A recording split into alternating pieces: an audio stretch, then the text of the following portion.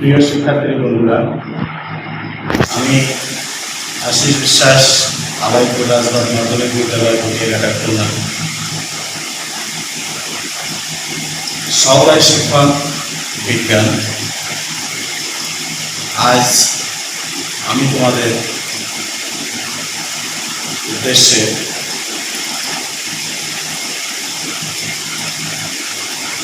জীববিজ্ঞান বিষয়ে ক্লাস উপস্থাপন করতে যাচ্ছি।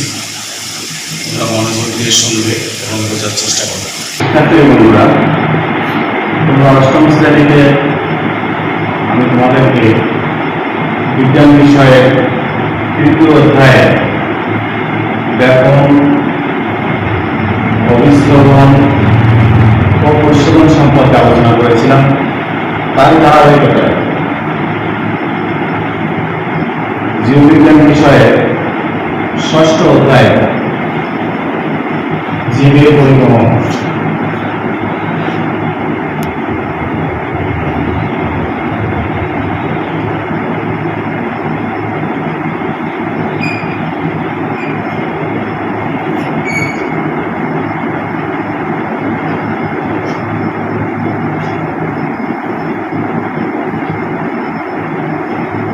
জীবের পরিবহন আমি পূর্বে আলোচনা করেছিলাম যে আমাদের যেমন বেঁচে থাকার জন্য খাদ্যের প্রয়োজন, উদ্ভিদেরও তেমনি বেঁচে থাকার জন্য খাদ্যের প্রয়োজন।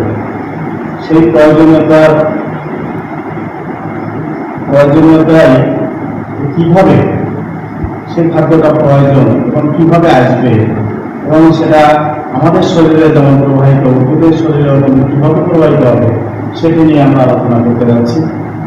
তবে আমরা জানি যে আমাদের বেঁচে থাকার আমাদের জীবনটাই হচ্ছে মূল্যবান, তেমনি উদ্ভিদের জীবনেও একটি মূল্যবান দিক রয়েছে।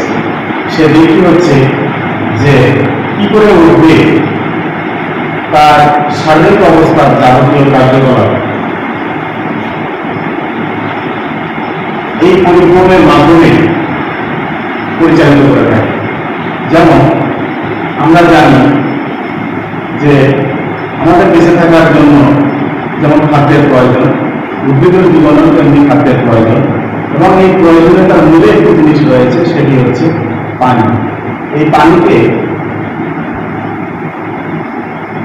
বেঁচে থাকার মূল ভিত্তি হিসেবে ধরা হয়ে থাকে। বিভিন্ন উদ্ভিদ বিজ্ঞানীরা বা বিভিন্ন বিজ্ঞানীরা এটি প্রমাণ করেছেন যে পানি ছাড়া জীবনে বেঁচে থাকা যায় না। উদ্ভিদের জীবনও তেমনি বেঁচে থাকতে হলে পানির প্রয়োজন রয়েছে। এই পাঠে আমরা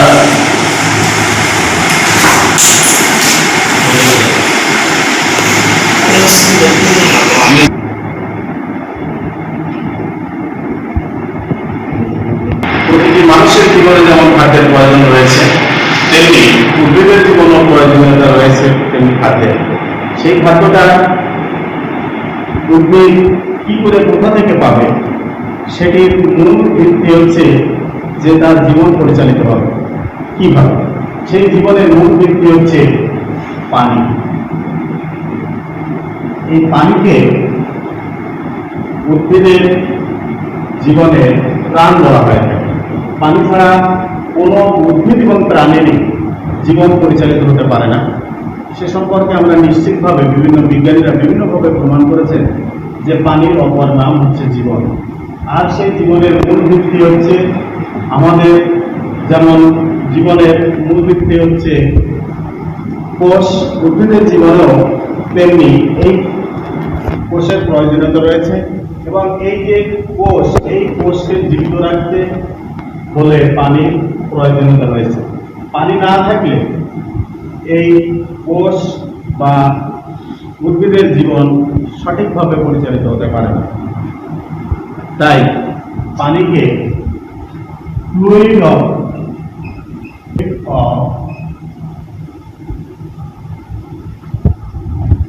লাইফ বলা হয়।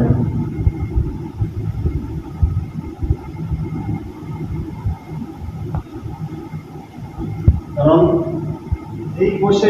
আমাদের শরীরে যেমন অসংখ্য কোষ নিয়ে গঠিত, উদ্ভিদের শরীরেও বা উদ্ভিদের এই গঠনেও অসংখ্য কোষের সমন্বয়ে গঠিত। এবং এই পানিটা মূলত উদ্ভিদের প্রোটোপ্লাজমকে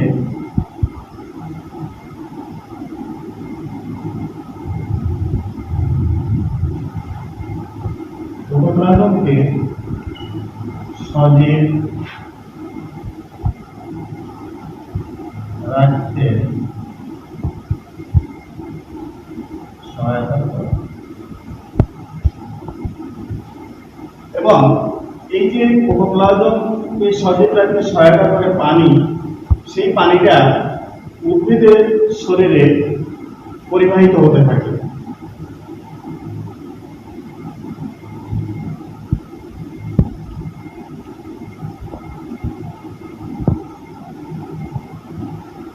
এখন এই প্রোটোপ্লাজমকে সজীব রাখতে পানির প্রয়োজনীয়তা রয়েছে।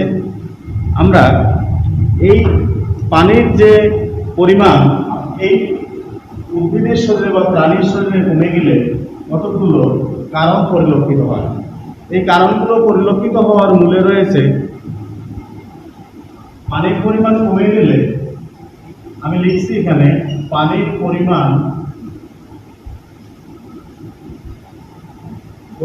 কমে গেলে প্রোটোপ্লাজম শুকিয়ে যায়।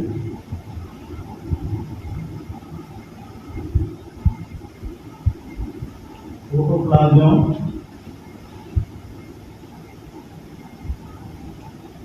শুকিয়ে যায়। আর কি হতে পারে? সালোক সংশ্লেষণ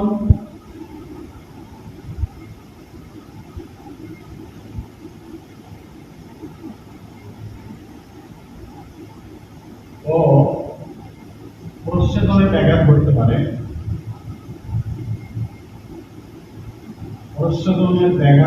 প্রচ্ছেদনে ব্যাহত হতে পারে।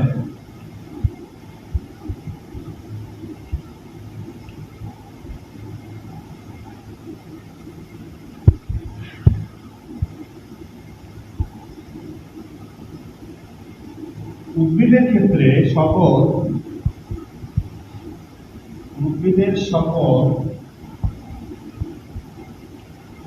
বিপাকীয় কাজ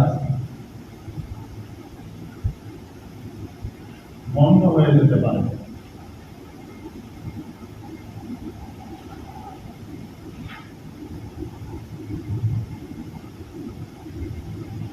তাহলে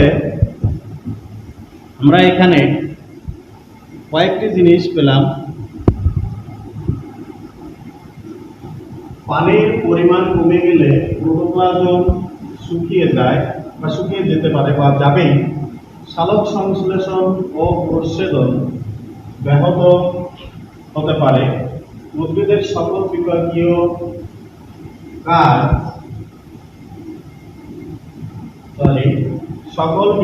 কাজ বন্ধ হয়ে যেতে পারে। আরো রয়েছে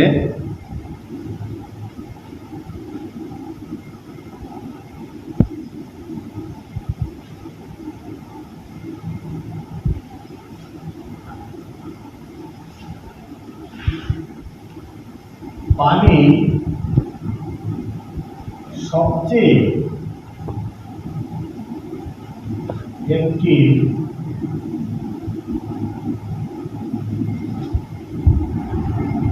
ভালো দ্রাবক। তাই উদ্ভিদের যাবতীয় কাজে পানি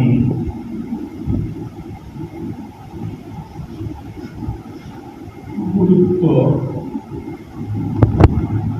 অপরিসীম।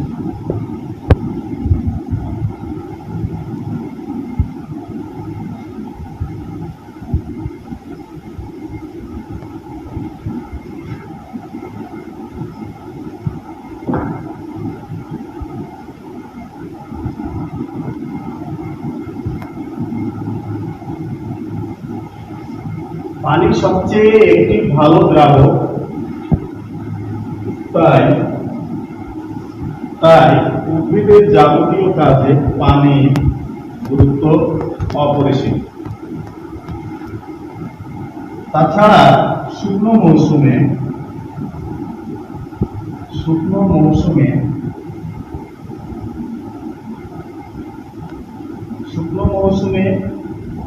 প্রচন্ড তাপে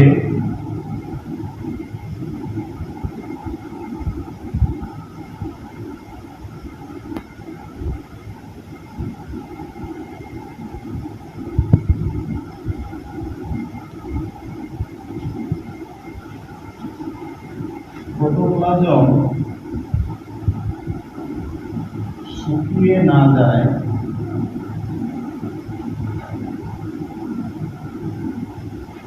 তার জন্য সেচের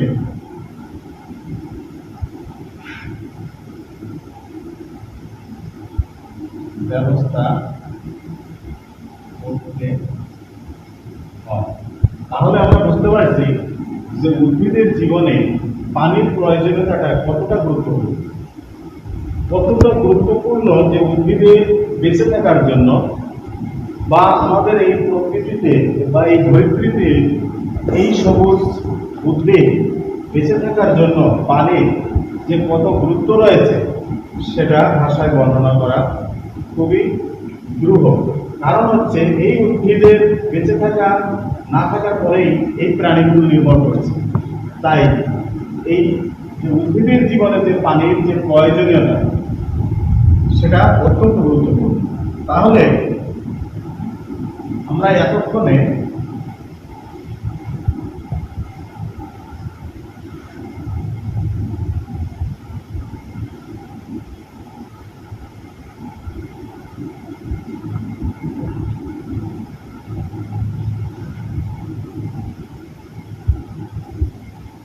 পানির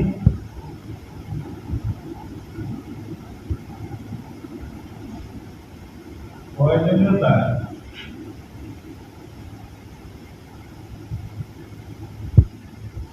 উদ্ভিদের জীবনে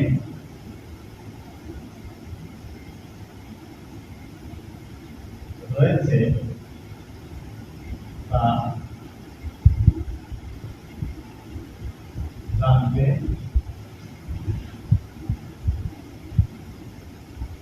চেষ্টা করলাম। পানির প্রয়োজনীয়তা উদ্ভিদের জীবনে রয়েছে তা জানতে চেষ্টা করলাম। এখন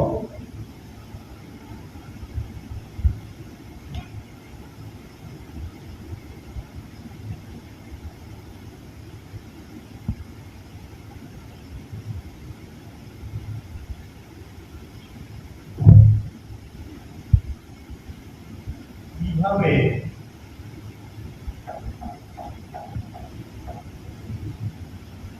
উদ্ভিদ পানি পেয়ে থাকে তা জানার চেষ্টা করি।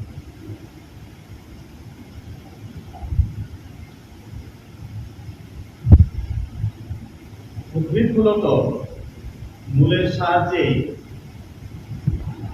মাটির কৈশিক কণার হাত দিয়ে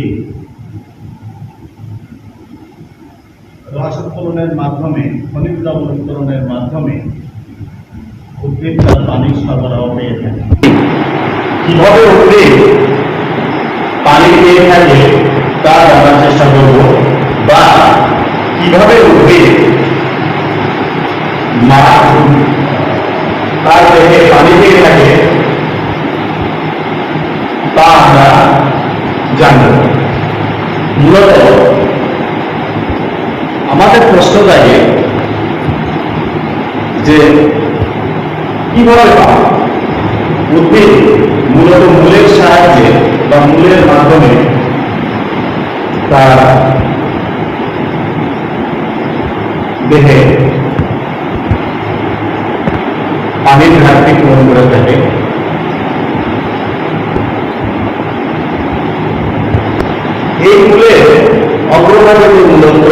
রয়েছে, সেই মূলতম অঞ্চল দিয়ে মূলত উঠে মাটি থেকে রস উত্তোলন বা খনিজ লবণ উত্তোলন করে থাকে এবং সেখান থেকে উদ্ভিদ তার পানি যোগান পেয়ে থাকে।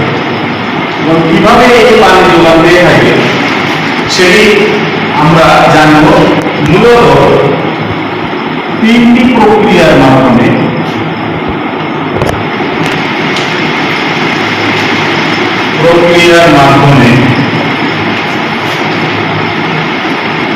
উদ্ভিদ মাটি থেকে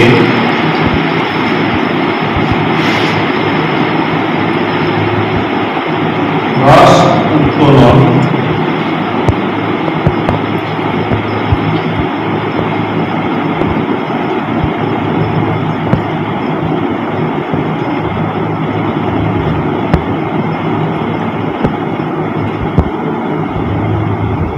করে থাকে।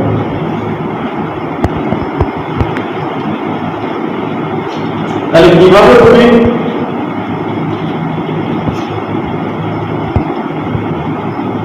দেহে উদ্ভিদ দেহে পানি বা রস পেয়ে থাকে তা জানার আমরা চেষ্টা করব। তিনটি প্রক্রিয়ার মাধ্যমে উদ্ভিদ মাটি থেকে রস উত্তোলন করে থাকে বা পানি পেয়ে থাকে। এই তিনটি প্রক্রিয়া হলো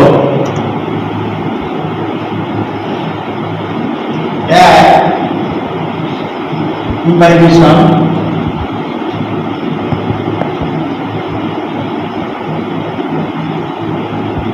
দুই ব্যাপন ও তিন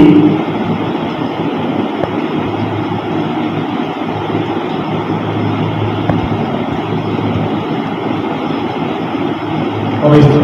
এই তিনটি প্রক্রিয়ার মাধ্যমে উদ্ভিদ মূলত রস উত্তোলনের মাধ্যমে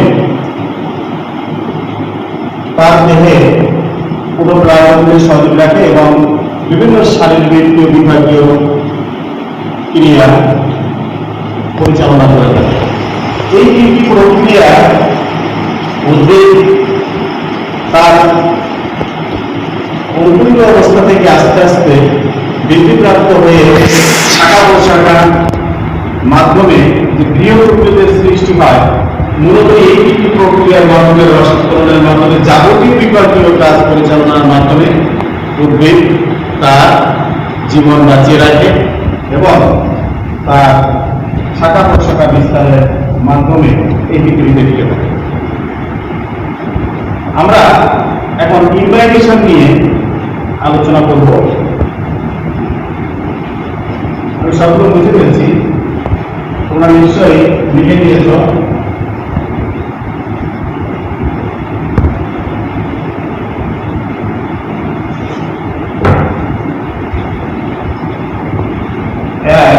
ইম্বাইবেশন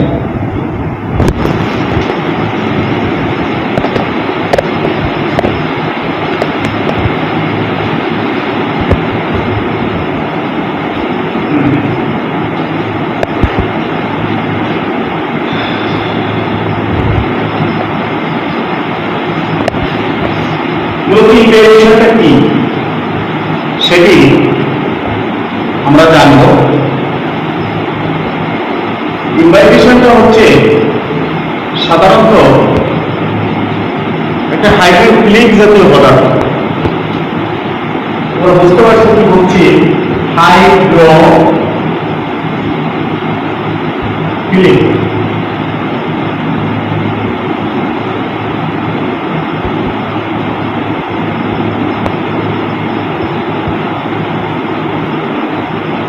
হাইড্রোফিলিক জাতীয় পদার্থ।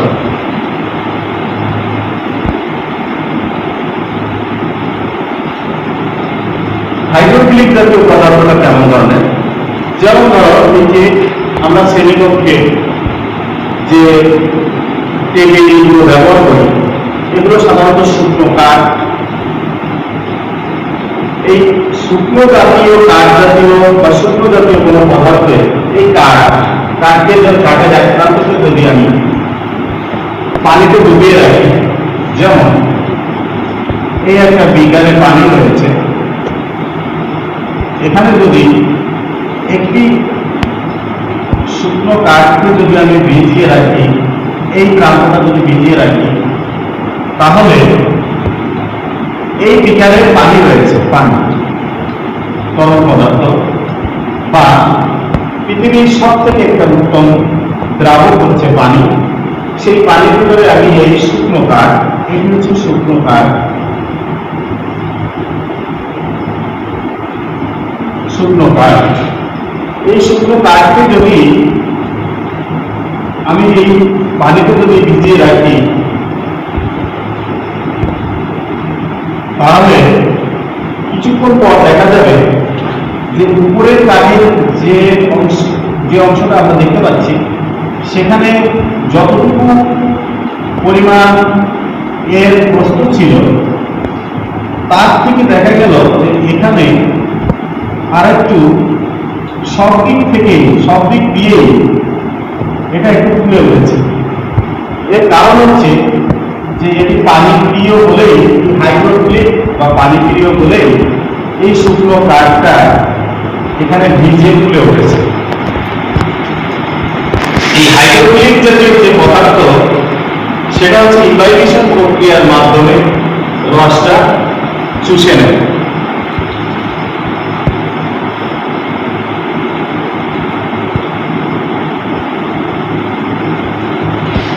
এই হাইড্রোফিলিক জাতীয় পদার্থে এই যে কোষ যে প্রাচীর রয়েছে, এখানে যদি আমি এটা কোষ প্রাচীর যদি মনে করি, এই কোষ প্রাচীরটা হচ্ছে কলয়েড ধর্মী।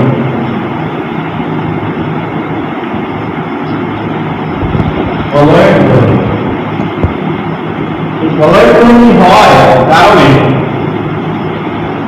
এ পানিটা চুষে নিয়েছে। এই হাইড্রোফিলিক জাতীয় পদার্থের ভিতরে আরো অনেকগুলো পদার্থ রয়েছে, যেমন সেলুলোজ,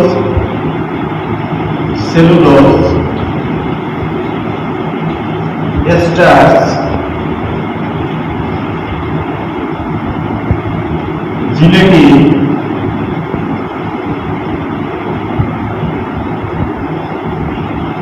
এগুলো হচ্ছে হাইড্রোফিলিক জাতীয় পদার্থ। সেলুলোজ, এস্টার্চ, জিলেটিন, সাধারণত এদের কোষ প্রাচীরটা কলয়েড ধর্মী থাকে। আর এই কলয়েড ধর্মী থাকার কারণেই সাধারণত এরা পানি প্রিয় হয়ে গেছে। এদের প্রোটোপ্লাজম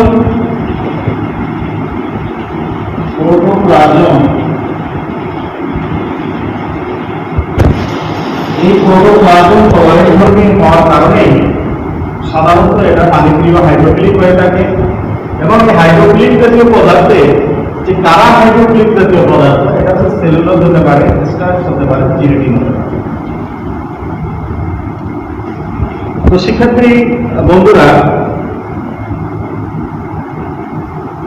এই উদ্ভিদের কোষ প্রাচীর প্রোটোপ্লাজম এবং কলয়েড ধর্মী হওয়ার কারণেই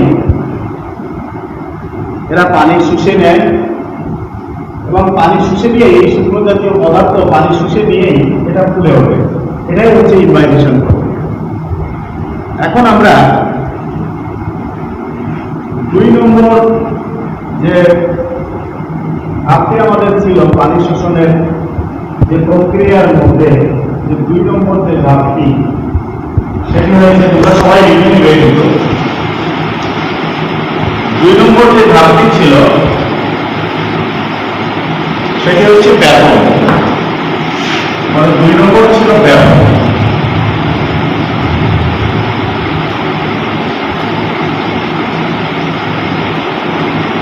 এখন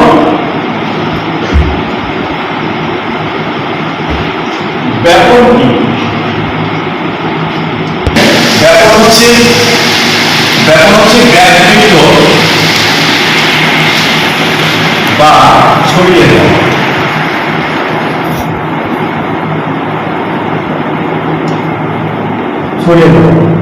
ব্যাপৃত বা ছড়িয়ে দেওয়া আমরা দৈনন্দিন জীবনে আমরা দেখতে পাই যে ব্যাপৃত বা ছড়িয়ে যাওয়া এমন ঘটনা আমরা ওতপ্রোতভাবে সারাক্ষণ ধরে আমরা পেয়ে থাকি। আমাদের বাড়িতে আমাদের মারা বা আমাদের বোনেরা যখন রান্না করে তখন হয়তো কোনো একটা জিনিস বা কোনো একটা দ্রব্য যদি দিয়ে থাকে তাহলে দেখা যায় যে তার সুগন্ধ অনেক দূর পর্যন্ত ছড়িয়ে গিয়ে আমাদের ইন্দ্রিয়ের মাধ্যমে আমরা জানতে পারি যে এটা ওখানে কিছু না কিছু একটা রান্না হচ্ছে বা কিছু। আবার আমরা যখন আতর বা বিভিন্ন আগরবাতি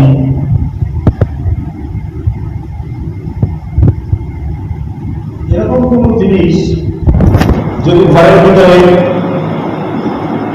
চিমনি খুলে বা আগরবাতির মাথায় আগুন দিয়ে রাখা হয় তাহলে দেখা যায় যে সমস্ত ঘরটা মোহময় হয়ে গেছে। এর অর্থ হচ্ছে যে এটা ব্যাপৃত বা ছড়িয়ে গেছে। তাহলে এখন আমরা বলতে পারি যে ব্যাপনটা কি?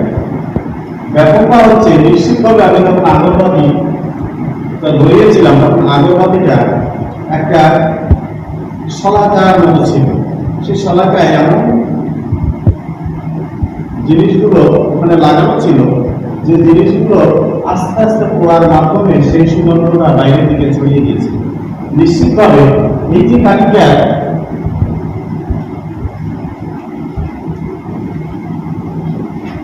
এখানে ছিল, এই কাঠিটা এখানে ছিল, এই কাঠিটায় আগুন লাগার মাধ্যমে এর সুগন্ধ বিভিন্ন দিকে ছড়িয়ে গেছে। তাহলে এটি একটি ঘন জিনিস ছিল। আর এটা ছড়িয়ে গেছে কি গ্যাসীয় মাধ্যমে বা বায়ুর মাধ্যমে। এটা হচ্ছে হালকা ছিল। তাহলে আমরা এখানে ধরে নিতে পারি যে কোন দ্রব্যে ঘন মাধ্যম থেকে হালকা মাধ্যমে ছোঁয়াটা তাকে বলা হচ্ছে ব্যাপন। তবে হ্যাঁ, এই ব্যাপন প্রক্রিয়াটা যদি দুইটি মাধ্যম থেকে থাকে, একটি ঘন মাধ্যম, একটি ঘন আর একটা হচ্ছে হালকা।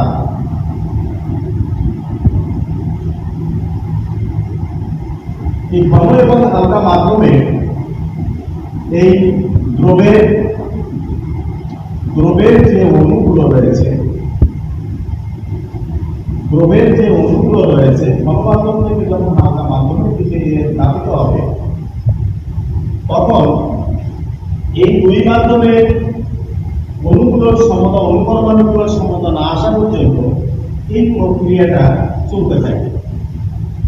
তাহলে ব্যাপন হচ্ছে যে কোন ঘন দ্রবের মধ্য থেকে অণুগুলো হালকা দ্রবণের দিকে বা হালকা কোন মাধ্যমের দিকে ছড়িয়ে যাওয়ার যে ঘটনা, সেই ঘটনাটাকে বলা হচ্ছে ব্যাপন।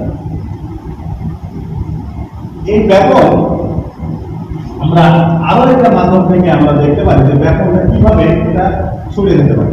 আমরা যদি এই একটা বিকারের ভিতরে কয়েক টুকরা স্বাভাবিক পানি নিয়ে যদি এর ভিতরে টুকে বা অন্য কোনো রঙিন ঘন দ্রব্য যদি ফেলে দেয় তাহলে দেখা যাবে এই টুকের যে দ্রব্য রয়েছে, টুকের যে দ্রব্য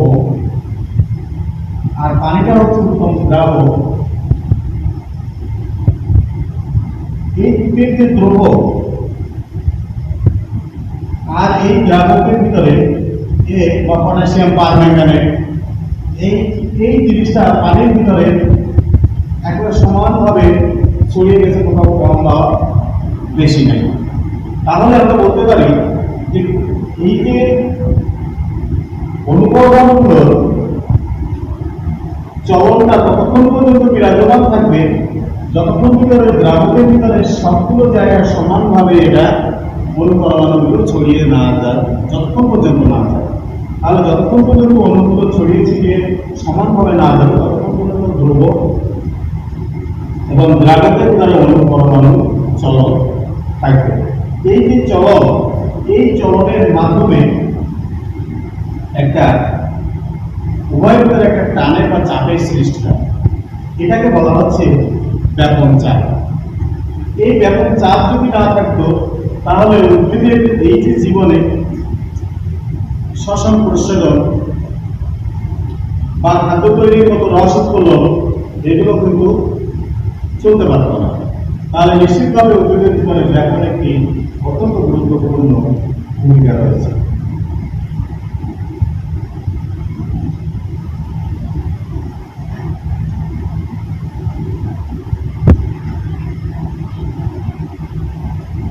ব্যাপনের ফলে এই ব্যাপনটা সাধারণত পাতা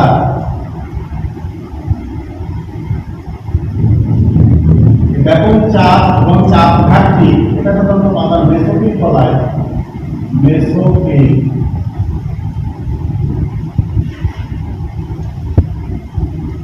তলায় সম্পর্ক পায়।